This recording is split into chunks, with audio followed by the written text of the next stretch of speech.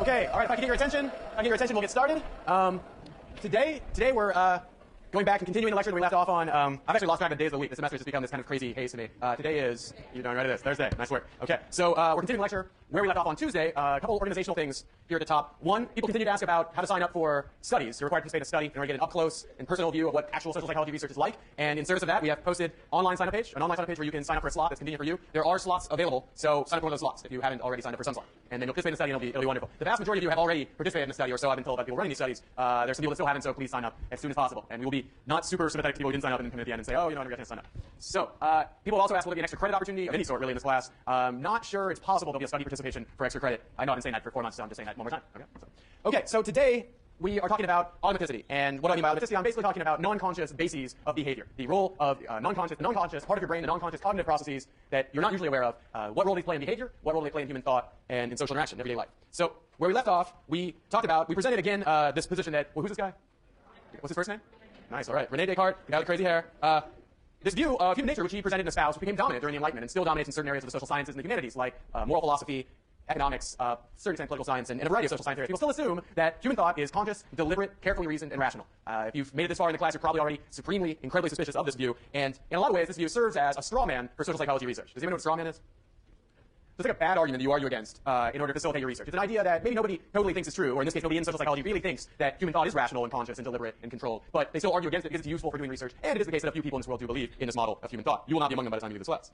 So the big idea from social psychology, from social cognition, cognitive biases part of the class, and also now in this automaticity part of the class, is that maybe this view is wrong. Maybe it's totally wrong. And what if it's the case that most human reasoning processes, most human thought, and the basis of most human behavior stems from non-conscious factors? It comes from factors that are outside of our awareness. And this is a big idea, right? And if you think about it, this is the kind of idea you would want to learn from a field like social psychology, because it's the kind of thing you couldn't know otherwise. You wouldn't know if most human thought or most bases of your behavior comes from factors that are unconscious to you. They come from factors outside of your awareness. By definition, you're unaware of them, and this effect, this phenomenon, this tendency or pattern is invisible to you. There's no way you can know. There's no way you can know that you're trapped within your consciousness, unaware of all the factors that are really causing things. You can't know you're in the matrix, essentially, without these social psychologists who run these very carefully controlled, rigorous studies and give you good evidence that you are.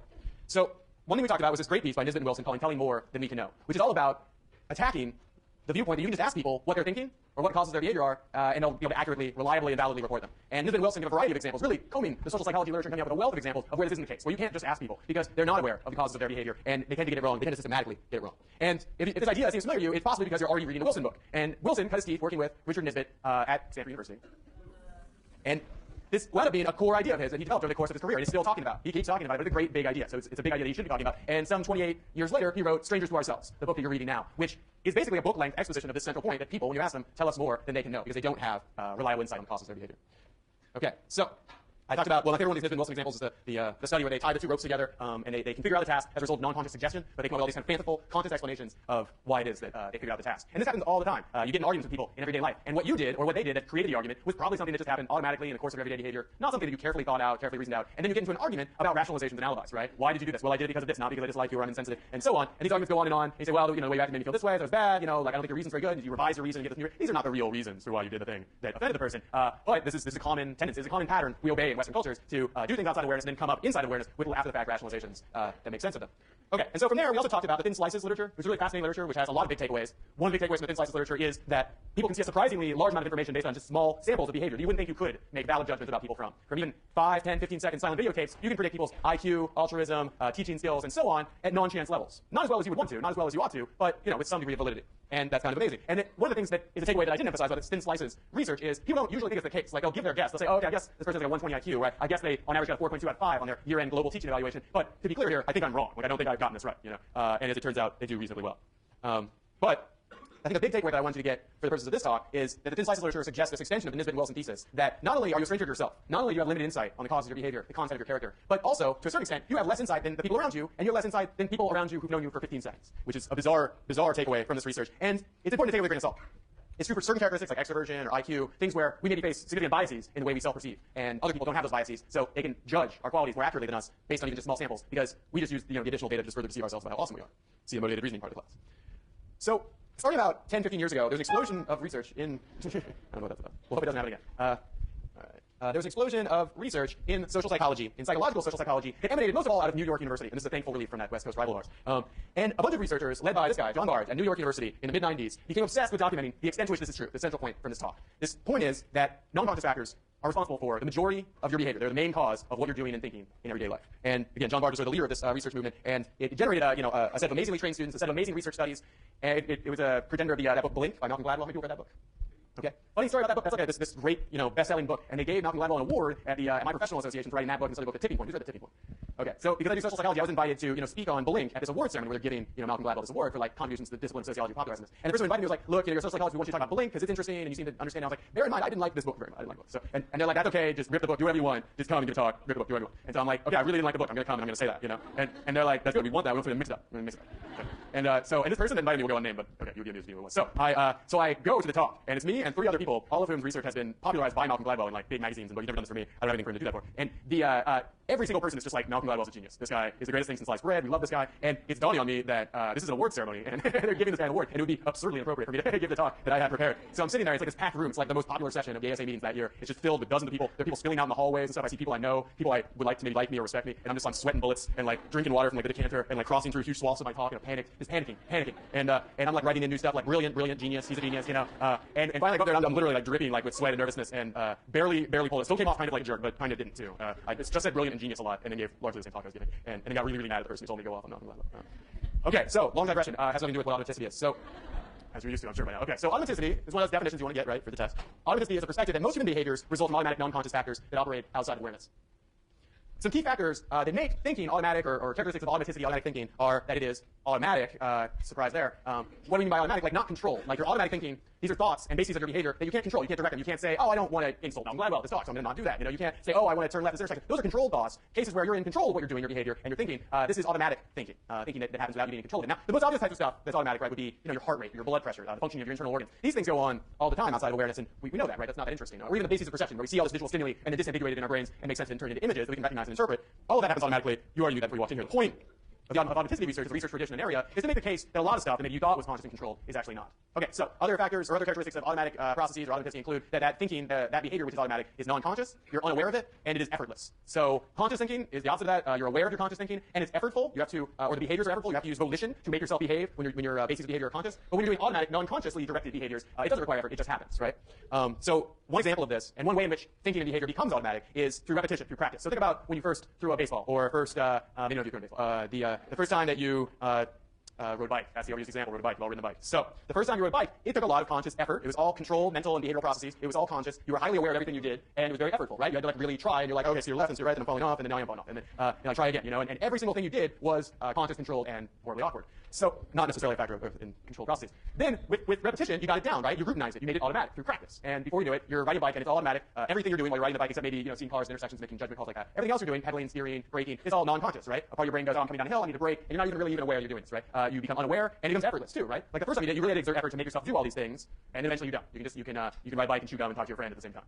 Okay, so Barge, Chen, and Burroughs, 1996, which is one of your assigned readings, but we're going to recap it in class. They wanted to see what's the extent of non-conscious bases of behavior, and they developed a very clever approach to studying this. And their approach was to prime certain behaviors, as in activate or suggest that people ought to do them, and have those primes be outside of awareness. These stimuli that direct you to do a certain behavior, or do a certain behavior in a different kind of way than you would otherwise, were submitted to you outside of your awareness, and they were interested in, would they still affect your behavior? Can we give you a prime that's designed to modify or change or direct your behavior, and it'll affect you, even though we gave that prime without you even being aware of it? And that's sort of the research strategy in a large part of the automaticity literature. It's priming and then observe the effects of the prime. So they explored various effects of priming. What is priming? Making a concept active in a person's mind. It's basically salience or suggestion. And in this case, they did subliminal priming, or almost all subliminal priming. Actually, I shouldn't say. Okay, so subliminal priming is when you make a concept active outside of a person's awareness. And there's another kind of priming where called supraliminal priming, where you make a concept active and the people know that you did the prime, but they don't think it's going to affect their behavior. So the effects are still non-conscious, but the prime was supraliminal. So let's pay attention to that distinction. The distinction between primes being subliminal or supraliminal, outside or inside of awareness. Obviously, it's going to be most impressive if they can somehow prime you and change your behaviors, and those primes are subliminal if you didn't even know you were primed. That would be most impressive. But you'll see, you can judge yourself. You'll see examples of both kinds of studies in today's lecture.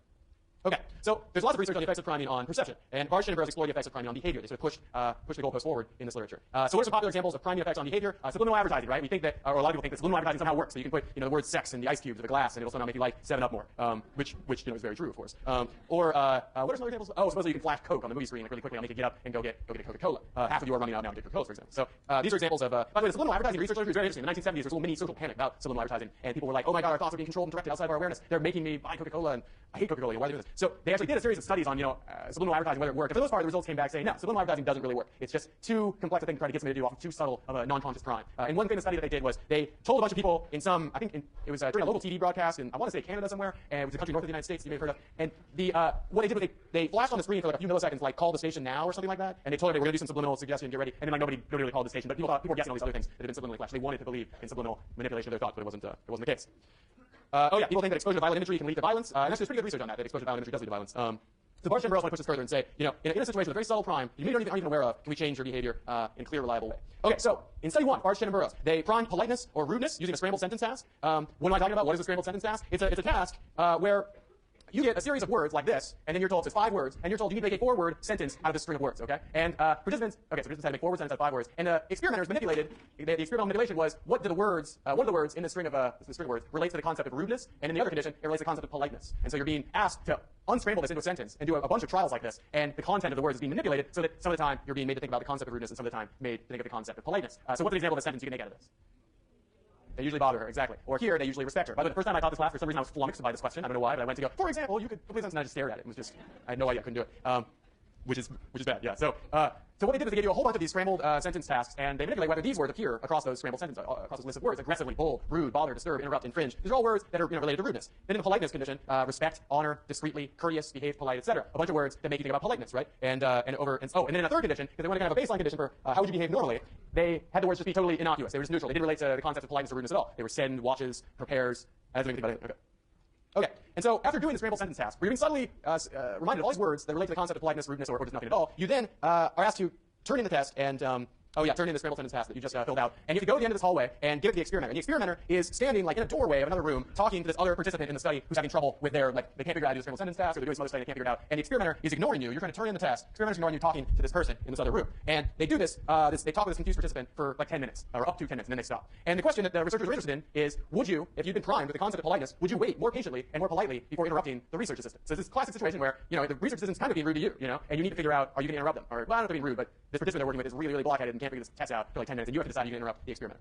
So that's a dependent variable. We kind of have 2 dependent variables. One dependent variable is how long before the participant interrupts the research assistant. And the results were, when they were primed with these words related to politeness, they waited 558 seconds, and 18% of them interrupted the experimenter, or the research assistant. So basically, 82% of people never even interrupt before the 10 minutes expires, and on average, they went to almost 10 minutes. They went like 9 minutes or so. In the neutral prime condition, they wait 519 seconds, so they interrupt a little bit faster when they're not primed with anything, and more of them do interrupt. And then in the rude prime condition, they only wait 326 seconds, so about 5.5 minutes before interrupting the research assistant, and well more than half do interrupt the research assistant. So do you understand these results? Are there questions about these results? Okay, so these are pretty kind of amazing results, right? This is what would normally happen in this situation. Neutral prime, you do a scrambled sentence task, there's no content, it doesn't mean anything. It's just a scrambled sentence task. Then, if you're put in this situation, you'll wait on average, 520 seconds before interrupting the research assistant, and, only 37% of you would even do it before 10 minutes goes away. But that number, if you're primed with politeness, you behave more politely. Half as many people ever interrupt the research assistant. If you're primed to be rude, the number almost doubles. Twice as many people wait for way less time before interrupting the research assistant. So just being primed, just being reminded of words related to rudeness, they made you behave more rudely. And simply being made aware of words related to politeness made you more polite. Which is bizarre if you think about it. I mean, think about how you could then be manipulated just doing a crossword puzzle, They could just change how, your personality characteristics for some period of time afterwards. And obviously they interview these people afterwards, and they're completely unaware of this effect, as you imagine. I mean, you can imagine if they interviewed you afterwards and asked you, did you think that the contents of the scrambled sentence task had anything to do with whether you interrupted the research assistant? You'd be like, you guys are idiots. What are you talking about? But they did. Okay, so that's study 1. Study 2. Study 2 from Barsh and Burroughs is in some ways the most famous piece of authenticity research that's ever been conducted. Malcolm Gladwell really liked study 1 in his book Blink. I really like study 2, or we'll call it study 2A, because that's what they call it, and I'll tell you something about that in a second. So one thing I want to say really quickly, or I want to test you on, the prime from study 1, where the scrambled sentence task, which you do inside awareness and consciously, you just are unaware of its effects on your subsequent behavior towards the research assistant. The scrambled sentence task and the priming manipulation that is embedded in it with these rudeness versus politeness words, is this a subliminal or superliminal prime?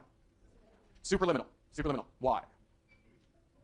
Because you're aware of the prime. If you're aware of the prime, like you saw the words, you did see the words. You're not aware that they're all related to rudeness or politeness, but you saw the words. They were submitted to you within consciousness. You didn't realize that they all connote the stereotype of the word rudeness or politeness. You weren't aware of the effects they had on your behavior. Those effects are all non-conscious, but the prime itself is superliminal. It's within your awareness. It was not subliminal. That would be you weren't even aware of the prime content at all. Okay, so study 2A. We'll return to this repeatedly. You'll be very tired of me asking that question very soon.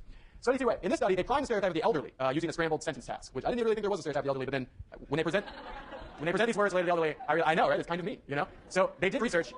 It's really mean. So these are not kind people. They're just very good at social psychology. So they did research on what are words that people associate with the elderly, fair or not, These are stereotypes, right? We just made a stereotype, so this is all mean and